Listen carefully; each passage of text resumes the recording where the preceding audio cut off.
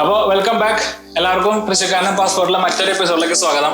ഇന്ന് നമ്മൾ ചെയ്യാൻ പോണത് നല്ല വ്യത്യസ്തമായിട്ട് ആരും അധികം പരീക്ഷിക്കാത്തൊരു വെറൈറ്റി ബിരിയാണിയാണ്. അപ്പൊ നമ്മളിന്ന് ചെയ്യുന്നത് താറാവ് ഉപയോഗിച്ചിട്ട് വളരെ സിമ്പിൾ ആയിട്ട് നാടൻ മസാലകൾ, കുറച്ച് കറുവപ്പട്ട, അങ്ങനത്തെ കുറച്ച് സാധനങ്ങൾ വളരെ കുറച്ച് ഉപയോഗിച്ചിട്ട് വളരെ എന്താ പറയാ വ്യത്യസ്തമായ രീതിയിലുള്ള ഒരു ബിരിയാണിയാണ് നമ്മൾ ചെയ്യുന്നത്. അപ്പൊ നമ്മൾ ബിരിയാണിക്ക് വേണ്ടിയിട്ട് നമ്മൾ ആദ്യം ഒരു താറാവ് റോസ്റ്റ് ചെയ്യാൻ പോണ്. താറാവ് നല്ല രീതിയിൽ റോസ്റ്റ് ചെയ്തെടുത്തിട്ട് നമ്മൾ അതിനകത്ത് പ്രീ കുക്ക് ചെയ്ത റൈസ് ആഡ് ചെയ്തിട്ട് ദം ചെയ്യാനാണ് നമ്മൾ പ്ലാൻ ചെയ്യണം. അപ്പൊ നമുക്ക് അതിന് വേണ്ടി നമ്മളൊരു 3 സബോള എടുത്തിട്ടുണ്ട്, മുഴുവൻ സബോള, 2 തക്കാളി, ഒരു 5 തുളം പച്ചമുളക്, 2 തുളം ഇഞ്ചി, കുറച്ച് വെളുത്തുള്ളി, പിന്നെ പുതിന, പിന്നെ നമ്മൾ എടുത്തേക്കണത് മല്ലിയുടെ തണ്ടാണ്. എല്ലാവരും എടുക്കുന്ന സാധാരണ മല്ലിയുടെ ഇലയും കാര്യങ്ങളൊക്കെയാണ്. അപ്പൊ നമ്മൾ അതിന് വ്യത്യസ്തമായിട്ട് തണ്ടിലാണ് കൂടുതൽ ജ്യൂസ് ഫ്ലേവറൊക്കെ ഉള്ളത്. അപ്പൊ നമ്മൾ ആ തണ്ട് എടുത്തിട്ടുണ്ട്. ആ തണ്ടാണ് നമ്മൾ കറിയിൽ ഉപയോഗിക്കാൻ പോണേ. പിന്നെ നമ്മൾ ഇതേ കുറച്ച് എന്താ പറയാ അണ്ടിപ്പരിപ്പും കിസ്മിസും പിന്നെ ഷാലറ്റ്സും വറുക്കാൻ വേണ്ടി വെച്ചിട്ടുണ്ട്. അപ്പൊ നമുക്ക് ഷാലറ്റ് ഒക്കെ നല്ല രീതിയിൽ സ്ലൈസ് ചെയ്ത് വറുത്ത് അതിനുശേഷം ഈ അണ്ടിപ്പരിപ്പും കിസ്മിസും ഒക്കെ വറുത്ത് നമുക്ക് പതുക്കെ അരി ഇട്ടതിന് ശേഷം താറാവ് റോസ്റ്റിലോട്ട് കിടക്കാം.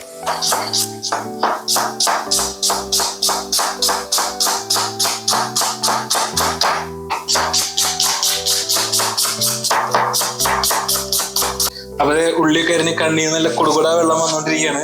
നമുക്കിനി അരിഞ്ഞുള്ളിനെ അങ്ങ് വറുക്കാം.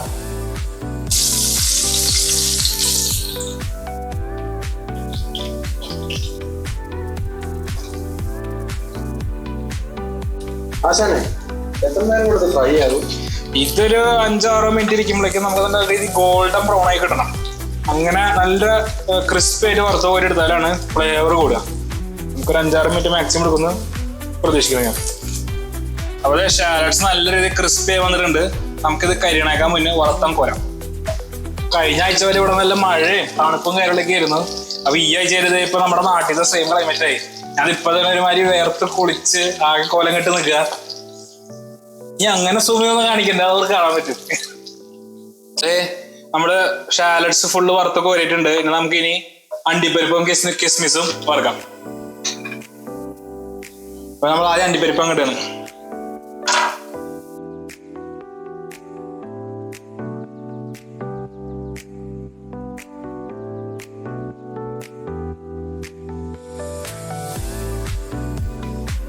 കാഷ്നട്ട് നല്ല രീതിയിൽ ക്രിസ്പി ആയിട്ടുണ്ട്. നമുക്കിനി ഇത് മാറ്റിയിട്ട് കിസ്മിസ് ഇടാം. അപ്പൊ നമുക്കിനി കിസ്മിസും കൂടി വറുത്തിട്ട് റൈസിനുള്ള പരിപാടിയിലേക്ക് പോവാം. കിസ്മിസ് ഒക്കെ വറുക്കുമ്പോൾ നമ്മള് എണ്ണയുടെ ചൂടും ടെമ്പറേച്ചറൊക്കെ നോക്കണം. കാരണം അത് കണ്ടില്ല, ഇത് ഇട്ടില്ല അപ്പോഴേക്കും സെറ്റായി. അപ്പൊ തീ ഓഫ് ചെയ്തിട്ട് ചെയ്താലും നമുക്ക് പരിപാടി തീർക്കാൻ പറ്റും. അപ്പൊ നമുക്കിനി ഇത് എല്ലാം വറുത്ത് സെറ്റ് ചെയ്ത് വെച്ചിട്ടുണ്ട്. നമുക്ക് ഈ ബിരിയാണി റൈസിലോട്ടുള്ള പരിപാടിയിലോട്ട് പോകാം. അപ്പൊ നമ്മൾ ചെറിയൊരു പീസ് ബട്ടർ ഇടുകയാണ്. ബട്ടർ മെൽറ്റ് ആവാൻ തുടങ്ങിയിട്ടുണ്ട്. അതൊന്ന് നല്ല രീതിയിൽ മെൽറ്റായി ഫുള്ളായി മെൽറ്റായതിനു ശേഷം നമുക്ക് അതിലോട്ട് ഹോൾ സ്പൈസ് ഇടാൻ പറ്റും. അപ്പൊ ബട്ടർ സെറ്റായി വന്നിട്ടുണ്ട്.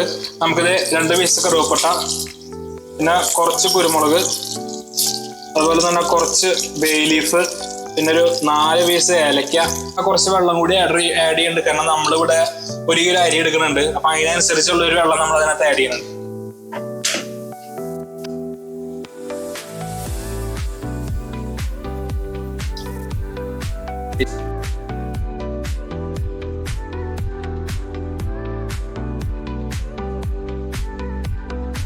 അപ്പൊ അത് മസാല നല്ല രീതിയിൽ റോസ്റ്റ് ആയി വന്നിട്ടുണ്ട്, ഹോൾ സ്പൈസ്. അപ്പൊ നമുക്കിത് ഇവിടെ കാണാൻ പറ്റും. നമ്മൾ നേരത്തെ ഇത് തുടങ്ങാൻ വേണ്ടി നമ്മൾ കുറച്ച് ഡക്കിന്റെ സ്റ്റോക്ക് ഉണ്ടാക്കിയിട്ടുണ്ട്.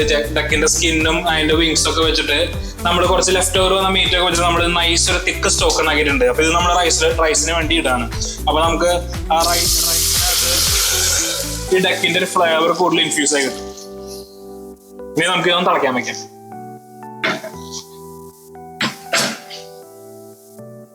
അപ്പൊ നമ്മള് തിളയ്ക്കാൻ വെച്ചിട്ടുണ്ട്. നമുക്ക് ആവശ്യത്തിനുള്ള ഒരു ഉപ്പ് ഇടുക. നമ്മൾ എത്ര കിലോ റൈസ് എടുക്കുന്നു അതിനനുസരിച്ചുള്ള ഒരു ഉപ്പ് നമ്മളെ സ്റ്റോക്ക് വാട്ടറിലേക്ക് ആഡ് ചെയ്യാം. അപ്പൊ നമ്മള് സ്റ്റോക്ക് വാട്ടറിന് പുറമെ കുറച്ച് വെള്ളം കൂടി ആഡ് ചെയ്യുന്നുണ്ട്. കാരണം നമ്മളിവിടെ 1 കിലോ അരി എടുക്കുന്നുണ്ട്. അപ്പൊ അതിനനുസരിച്ചുള്ള ഒരു വെള്ളം നമ്മൾ അതിനകത്ത് ആഡ് ചെയ്യുന്നുണ്ട്. നമ്മൾ വെള്ളം തിളപ്പിക്കാൻ വെച്ചിട്ടുണ്ട്. നമുക്കിനി ഡക്ക് റോസ്റ്റിലേക്കുള്ള ബാക്കിയുള്ള സാധനങ്ങൾ നമുക്ക് സ്ലൈസ് ചെയ്യാം.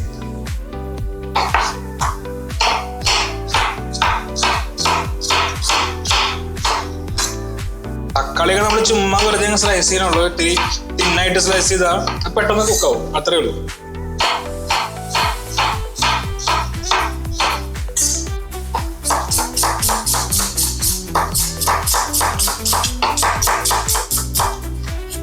പച്ചമുളകൊക്കെ നമ്മളിത് ചുമ്മാ രണ്ടായിട്ട് കീറുന്നുള്ളൂ.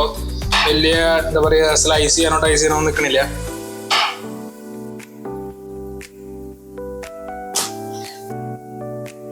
നല്ല ഉണ്ടമുളക് ഉണ്ടെങ്കിൽ അതാണ് ബെറ്റർ. അതാകുമ്പോൾ ഇത്തിരി കൂടി സ്പൈസി ആയിരിക്കും, ഇത്തിരി കൂടി ഫ്ലേവറും ഉണ്ടാവുമായിരിക്കും. ഇതും കുഴപ്പമില്ല, നമുക്ക് യൂസ് ചെയ്യാം.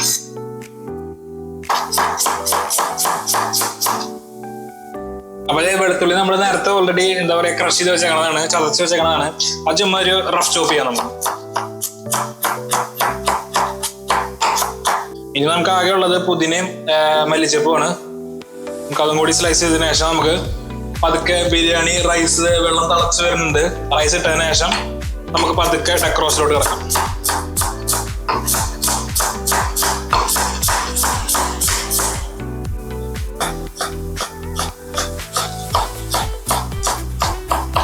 ഓക്കെ, അപ്പൊ സ്ലൈസിങ്ങിന്റെ ഫുൾ കംപ്ലീറ്റ് പരിപാടി നമ്മൾ തീർത്തേക്കാണ്.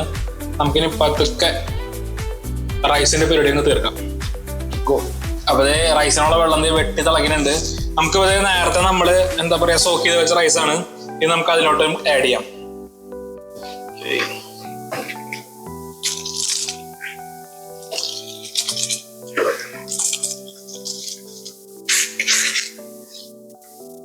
അപ്പൊ നമ്മള് റൈസ് വെള്ളത്തിലിട്ട് നല്ല തിളച്ച വെള്ളത്തിൽ റൈസ് ഇട്ട് ബിരിയാണി ഒരു അരമണിക്കൂർ കൊണ്ട് സെറ്റ് ആകും.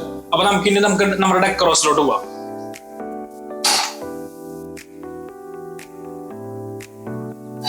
അപ്പൊ റൈസ് നമ്മൾ സൈഡിലോട്ട് വയ്ക്കുകയാണ്. അത് അവിടെ നിന്ന് തിളക്കട്ടെ, അവിടെ നിന്ന് കുക്ക് ആവട്ടെ. നമുക്കിനി ഡക്കിന്റെ പരിപാടിയിലേക്ക് പോവാം. അപ്പൊ നമ്മൾ നേരത്തെ ഉപയോഗിച്ചിരുന്ന എണ്ണ, വറുക്കാൻ ഉപയോഗിച്ചിരുന്ന എണ്ണ നമ്മൾ റീയൂസ് ചെയ്യണം ഇവിടെ.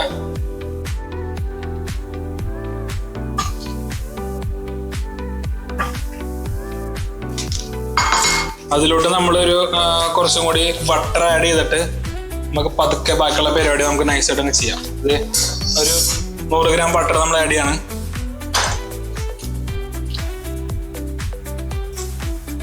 ആ ബട്ടർ നല്ല ഇതൊന്ന് മെൽറ്റായി വന്നു കഴിഞ്ഞാൽ നമുക്ക് ഹോൾ സ്പൈസ്, ഡക്ക് റോസ്റ്റിലോട്ടുള്ള ഹോൾ സ്പൈസ് നമുക്ക് ആഡ് ചെയ്യാം.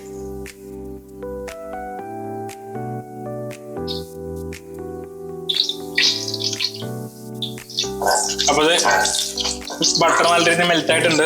അപ്പൊ നമ്മൾ നേരത്തെ റൈസിലേക്ക് ഉപയോഗിച്ച അതേ മസാല തന്നെയാണ് ഇവിടെ ഉള്ളത്. അപ്പൊ 2 കറുവപ്പട്ട ഉണ്ട്, ബേ ലീവ്സ് ഉണ്ട്, കുറച്ച് കറിയാമ്പൂ ഉണ്ട്, കുരുമുളക് ഉണ്ട്, പിന്നെ കുറച്ച് ക്യുമിൻ ഉണ്ട്. അപ്പൊ നമ്മളത് മൊത്തത്തിൽ അങ്ങ് ആഡ് ചെയ്ത് അതൊന്ന് റോസ്റ്റ് ചെയ്യാം.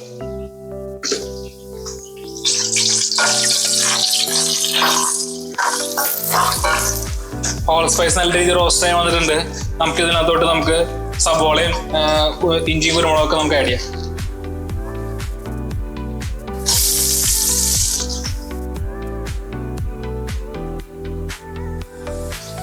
സബോള നല്ല രീതിയിൽ വഴറ്റണം.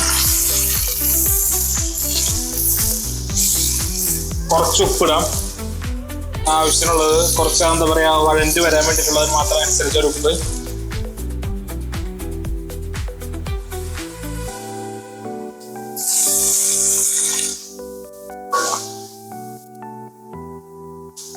എന്താ പറയാ നമ്മള് ഇതൊരു വെറൈറ്റി എന്ന് പറയാൻ കാരണം നമ്മൾ ആദ്യം അങ്ങനെ ആരും ചെയ്യാത്തൊരു ബിരിയാണിയാണ് ഡക്ക് ബിരിയാണി. നമ്മളിങ്ങനെ നോർമലി നമ്മൾ ചെയ്യാ മട്ടനും ബീഫും ഫിഷും ഒക്കെ അല്ലേ.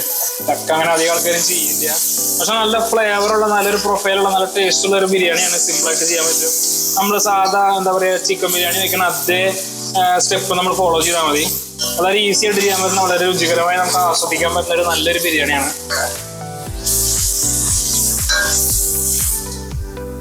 അരി നല്ല രീതിയിൽ വെന്ത് വന്നിട്ടുണ്ട്. ഒരു 90% നമ്മൾ വാങ്ങിക്കുള്ളൂ, കാരണം നമ്മൾ അവസാനം തമ്പിടാനുള്ള പരിപാടിയിലാണ്. അപ്പൊ നമുക്ക് അരി വാങ്ങി വെക്കാം. അപ്പൊ അരി നമ്മൾ ഓൾറെഡി വാങ്ങി വെച്ചിട്ടുണ്ട്. ആവി പറക്കണം നല്ല ചൂട് സൂപ്പർ ബിരിയാണി റൈസ് സെറ്റാണ്. നമുക്കിനി ഡക്ക് റോസ്റ്റ് സെറ്റ് ചെയ്തിട്ട് അതിനാവശ്യം നമുക്ക് ഡക്ക് റോസ്റ്റിനകത്തോട്ട് റൈസ് ഇട്ട് ദം ചെയ്യാം. അപ്പോൾ നല്ല രീതിയിൽ വഴഞ്ഞ് വന്നിട്ടുണ്ട്. നമുക്ക് ഇതിനകത്ത് കുറച്ച് മല്ലിപ്പൊടി, ഒരു 1/2 ടേബിൾ സ്പൂൺ മല്ലിപ്പൊടി ഇടണം നമ്മൾ. അപ്പൊ മല്ലിപ്പൊടി അല്ല, മഞ്ഞൾപ്പൊടിയാണ്. ഒരു 1 ടേബിൾ സ്പൂൺ മല്ലിപ്പൊടി നമ്മൾ 1 സ്പൂണോളം ഇടുന്നുണ്ട്. ഒരു അബദ്ധമൊക്കെ പറ്റും ഗൈസ്.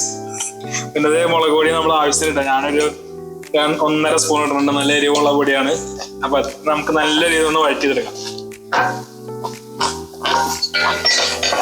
അപ്പൊ മസാല നല്ല രീതിയിൽ മുരിഞ്ഞു വന്നിട്ടുണ്ട്.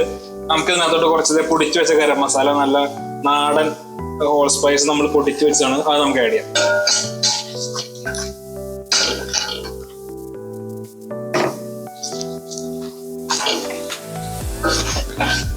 അതായത് നമുക്ക് കുറച്ച് എണ്ണയുടെ ആവശ്യമുണ്ട്. നമ്മൾ കുറച്ച് എണ്ണ ഒഴിക്കുകയാണ് ഇതിനകത്തോട്ട്. നിങ്ങൾ ആവശ്യത്തിനനുസരിച്ച് ഒഴിക്കുക. ഇതിപ്പോ ഇത്രയും നമ്മൾ ചൂടായതിനു ശേഷം നമ്മൾ ഇതിനകത്തോട്ട് ഇഞ്ചിയും വെളുത്തുള്ളിയും ആഡ് ചെയ്യണുള്ളൂ. അപ്പൊ നമ്മൾ നേരത്തെ അരിഞ്ഞ് വെച്ചിരിക്കുന്ന ഇഞ്ചിയും വെളുത്തുള്ളി നമുക്ക് ഇപ്പൊ ആഡ് ചെയ്യാം. കൂട്ടത്തിൽ പച്ചമുളക് നമ്മൾ ഇടാണ്.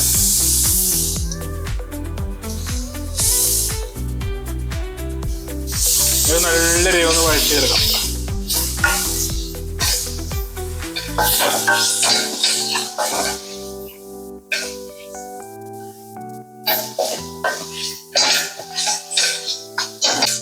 നല്ല മണമൊക്കെ വരുന്നുണ്ട്. മസാലയൊക്കെ റോസ്റ്റ് ആയി വരുന്ന നല്ല സ്പെഷ്യൽ മണം. സ്പെഷ്യൽ ബിരിയാണിക്കുള്ള സ്പെഷ്യൽ മണമാണ് വരുന്നത്. നമുക്ക് ഇതിനകത്തോട്ട് ഇനി തക്കാളി ആഡ് ചെയ്യാം.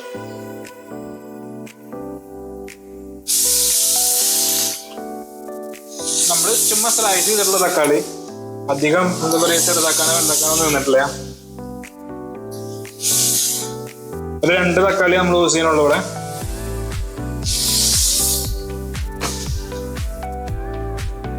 നല്ല രീതിയിൽ നമുക്ക് തക്കാളി റോസ്റ്റ് ചെയ്തെടുക്കാം.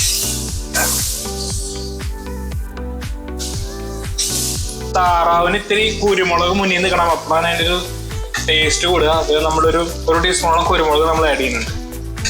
മസാല നല്ല സെറ്റ് ആയതുകൊണ്ടാണ് നല്ല പൊളി മണമാണ്. ഇപ്പോൾ ഒരു തക്കാളി നല്ല രീതിയിൽ ഒന്ന് വഴണ്ട് വരുന്നവരെ നമുക്ക് ഇങ്ങനെ മിക്സ് ചെയ്യാം. അവ താറാവ് കറിക്ക് നല്ല കുരുമുളകിന്റെ ഒരു ഫ്ലേവർ ഉണ്ടെങ്കിൽ അതാണ് പൊളി. അത് നല്ല മസാല കുറുകി എണ്ണയൊക്കെ സെപ്പറേറ്റ് ആയി വന്നു തുടങ്ങിയിട്ടുണ്ട്. അപ്പൊ ഞാൻ ഇതിനകത്ത് 1.5 ടീസ്പൂണോളം കുരുമുളകിന്റെ പൊടി ആഡ് ചെയ്തിട്ടുണ്ട്. നിങ്ങൾ നിങ്ങളുടെ എരിവ് എങ്ങനെയാന്ന് നോക്കിയിട്ട് അതിനനുസരിച്ച് ആഡ് ചെയ്യാം. അപ്പൊ ഇനി അതിനകത്തോട്ട് ഒരു പകുതിയോളം നാരങ്ങ നീര് ആഡ് ചെയ്യുന്നുണ്ട്. പകുതി നാരങ്ങയുടെ അപ്പൊ ഒരു ടാങ്കിനെസ് വരും.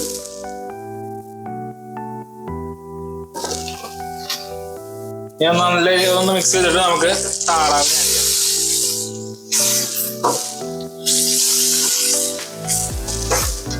ഓക്കെ, അപ്പൊ നമ്മളിത് നേരത്തെ കഴുകി വെച്ച താറാവാണ്. നമുക്കിത് കറിയിലോട്ട് ആഡ് ചെയ്യാം. ശരിക്കും കട്ട് ചെയ്യണേക്കാൻ മുന്നേ ഒരു കഴുകൽ കഴിക്കാൻ മതി. താറാവും കോഴിയൊക്കെ ആണെങ്കിൽ തന്നെ, കാരണം അത് ഓൾറെഡി ചോരയൊക്കെ കളഞ്ഞിട്ടാണ് വരുന്നത്. അതിനുശേഷം നമ്മൾ അതൊന്ന് കട്ട് ചെയ്തിട്ട് നൈസായിട്ട് അങ്ങ് വെച്ചാൽ മതി.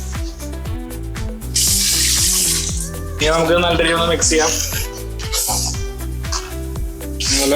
നല്ല മണം വരുന്നുണ്ട് മസാലയുടെ ഒക്കെ. പൊളി ബിരിയാണിയാണ്.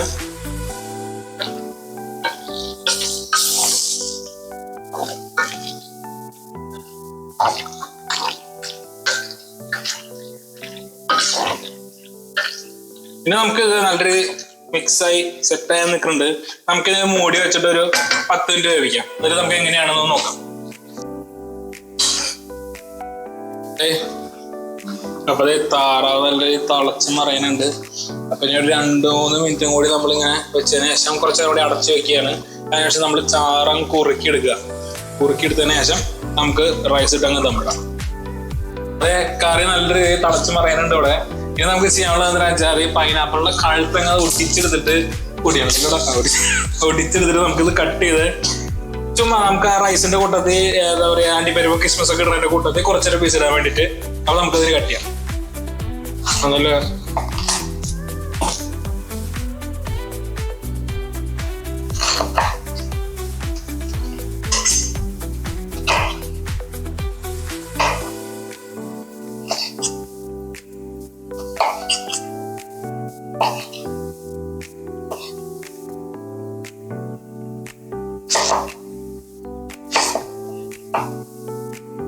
അപ്പൊ നമ്മൾ പകുതി പീസ് എടുക്കണുള്ളൂ. അതിന്റെ ആവശ്യമുള്ളൂ, കാരണം 1 കിലോ റൈസ് നമ്മൾ എടുത്തിട്ടുള്ളൂ. അപ്പൊ അതിനനുസരിച്ചുള്ള ഒരു പൈനാപ്പിൾ നമ്മൾ ആഡ് ചെയ്താൽ മതി. നമ്മൾ മൂക്ക് മാറ്റി വയ്ക്കുകയാണ്. പിന്നെ നമുക്കത് ആവശ്യമില്ലാത്തൊക്കെ കട്ട് ചെയ്ത് കളയാം. ആവശ്യമില്ലാത്തൊരു നമുക്ക് വേണ്ട. നമുക്കിനി അത് നൈസായിട്ട് ചെറിയ ചെറിയ പീസായിട്ട് കട്ട് ചെയ്യാം.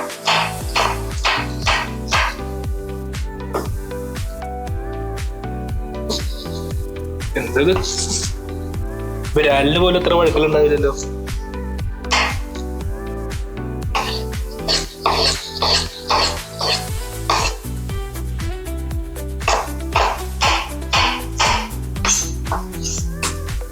ഡെക്കറേഷൻ നല്ല തിക്കായിട്ട് വന്നിട്ടുണ്ട്. അത് എനിക്ക് കാണാൻ പറ്റും.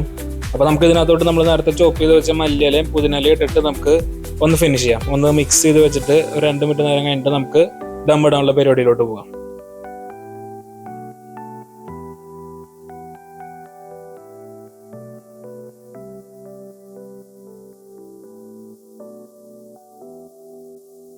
കറി നല്ല തിളച്ച് മറിയാണ് ഇവിടെ.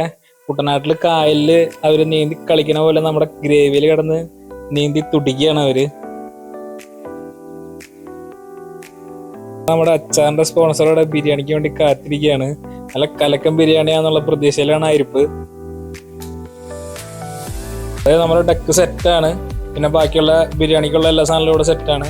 പിന്നെ നമ്മള് നാട്ടില് നമ്മുടെ എങ്ങനെയാന്ന് പറഞ്ഞാൽ പുറത്ത് 4 കല്ല് വെച്ച് ഒരു ചെമ്പ് വെച്ച് മുകളിലും താഴെയും കനലിട്ടിട്ട് സെറ്റപ്പ് ആയിട്ടാണ് ചെയ്യുക. പക്ഷെ ഇവിടെ നമ്മളത് ചെയ്യാൻ നിന്നാൽ മൊത്തത്തിൽ പണി പാടും.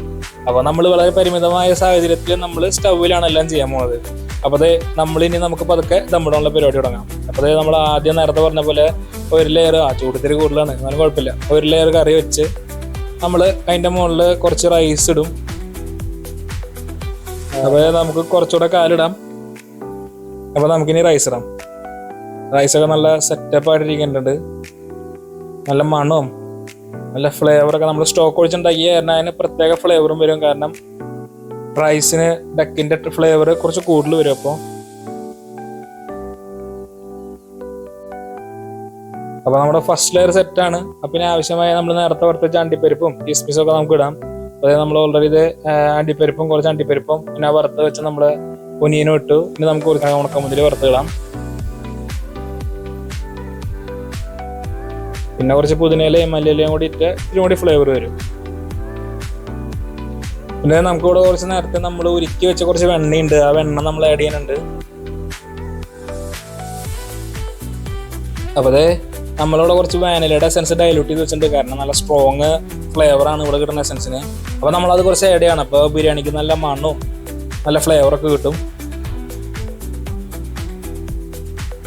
പിന്നെ നമുക്ക് 2ാമത്തെ ലെയറിലോട്ട് പോകാം. നേരത്തെ ചെയ്ത പോലെ തന്നെ നമ്മൾ ഫസ്റ്റ് ലെയർ ഫസ്റ്റ് സ്റ്റെപ്പ് നമ്മൾ ഡക്ക് റോസ്റ്റ് വയ്ക്കുന്നു.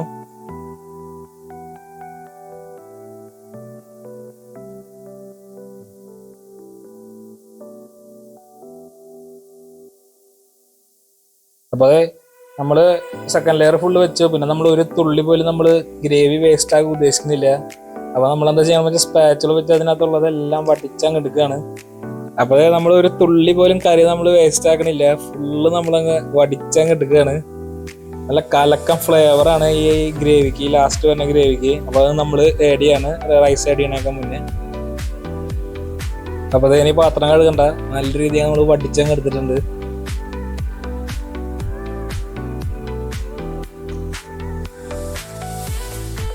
അപ്പൊ കറിയൊക്കെ വെച്ച് ഗ്രേവിയൊക്കെ വെച്ച് ഫുൾ സെറ്റാണ് സാധനം. നമുക്കിനി ലാസ്റ്റ് ലെയർ റൈസ് മുക്കി നമുക്ക് ഇടാം.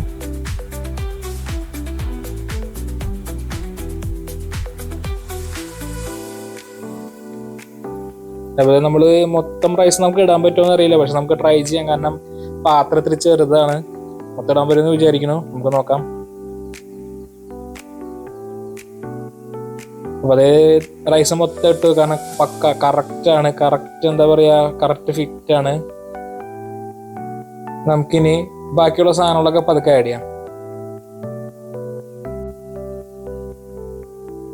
അപ്പൊ എന്നിട്ട് പറയാ, പരിപാടി ഇത്രയേ ഉള്ളൂ, തീർന്നു. അപ്പൊ നമ്മൾ ആദ്യം വറുത്ത് വെച്ചിരിക്കുന്ന ഒനിയനും അണ്ടിപ്പരിപ്പ് ഇടുകയാണ്. അതിനുശേഷം നമ്മൾ നേരത്തെ വറുത്ത് വെച്ചിരിക്കുന്ന കിസ്മിസ് ഇടുകയാണ്.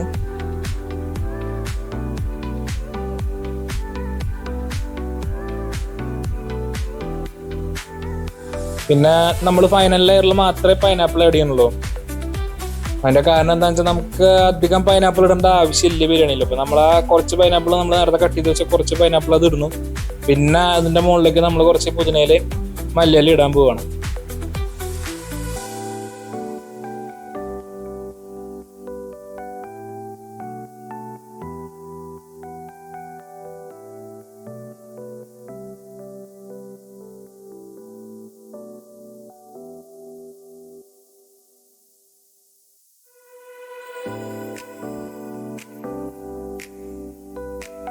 അപ്പൊ നമ്മൾ ബട്ടർ ഇടാണ്. മൊത്തത്തിൽ അങ്ങ് വടിച്ചങ്ങ് ഇട്ടിട്ടുണ്ട് അതും. പിന്നെ അതേ കുറച്ച് വാനില എസൻസും ആ ഒരു മണത്തിന് വേണ്ടിയിട്ട്. നല്ല നല്ല നല്ല മണമാണ് ബിരിയാണിയുടെ എസൻസ് ഇടുമ്പോൾ. നമുക്കിത് അടച്ചു വെക്കാം.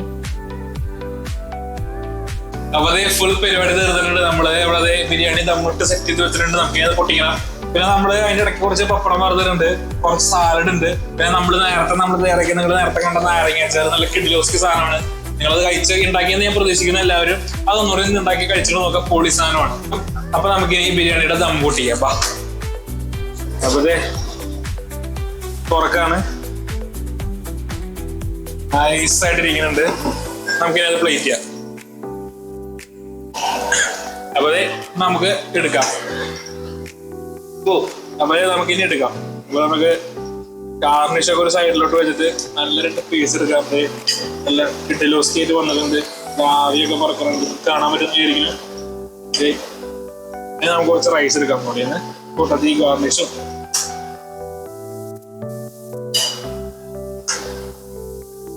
ഓക്കെ,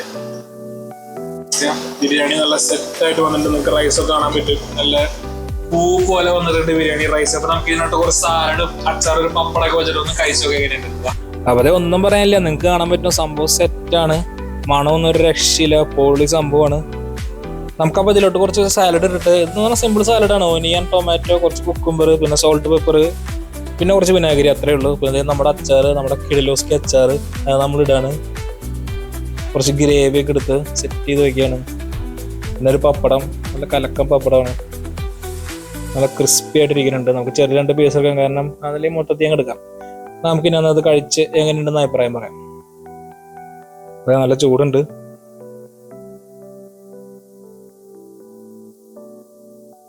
കൊള്ളാം, നല്ല കലക്ക സാധനം, ഒന്നും പറയാനില്ല. ഇത് നിങ്ങൾ വീട്ടിലും ചെയ്ത് നോക്കുക. നമുക്ക് കുഴച്ചങ്ങ് അടിക്കാൻ ബിരിയാണി. ഇതൊരു വെറൈറ്റി ബിരിയാണിയാണ്. നമ്മുടെ നോർമൽ ചിക്കൻ ബിരിയാണിയുടെ ഒരു ഫ്ലേവർ നോക്കരുത്. പക്ഷെ അത്രയും എന്താ പറയുക, സെയിം ടെക്നോളജി സെയിം സംഭവം തന്നെ ചെയ്ത് നമ്മൾ ചെയ്താൽ മതി. സെയിം ഇൻഗ്രീഡിയൻസ് തന്നെ, പക്ഷെ ഡക്കിന്റെ ഒരു ഫ്ലേവർ ഒക്കെ വേണ്ട ഒരു വെറൈറ്റി ഫ്ലേവറാണ്. അപ്പൊ നമുക്ക് കഴിക്കാം.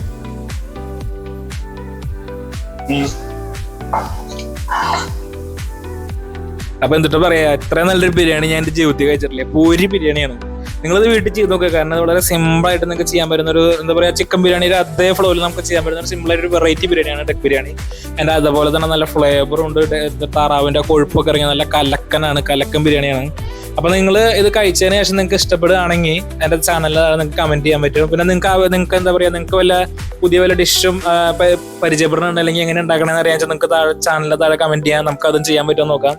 പിന്നെ ഈ വീഡിയോക്ക് ഒരു പ്രത്യേകത ഉണ്ട്. എന്താന്ന് പറഞ്ഞാൽ ഇടയ്ക്ക് വെച്ച് നമ്മുടെ ഓഡിയോ ഒന്ന് കട്ടായി പോയിട്ടുണ്ട്. അപ്പൊ ക്ഷമിക്കുക. നമ്മൾ മാക്സിമം അടുത്ത വീഡിയോയിലെല്ലാം സെറ്റാക്കി ചെയ്യാൻ പറ്റും. സെറ്റാക്കി നമ്മൾ ചെയ്ത് മുന്നോട്ട് വരാൻ ശ്രമിക്കുന്നതാണ്. അപ്പോൾ എൻ്റെ വീഡിയോ ഇഷ്ടപ്പെട്ട എല്ലാവരും ലൈക്ക് ചെയ്യുക, നേരത്തെ പറഞ്ഞ പോലെ കമന്റ് ചെയ്യുക, മാക്സിമം ഷെയർ ചെയ്യുക, പരമാവധി ആൾക്കാരിലേക്ക് എത്തിക്കാൻ നോക്കുക. പിന്നെ നിങ്ങളുടെ സപ്പോർട്ട് നമുക്ക് വളരെ അത്യാവശ്യമാണ്. ഇനി ഒരു പുതിയ വീഡിയോ ആയിട്ട് നമ്മൾ കാണുന്നവരെ തൃശ്ശൂർക്കാരനും പാസ്പോർട്ടും സൈനിങ് ഓഫ്.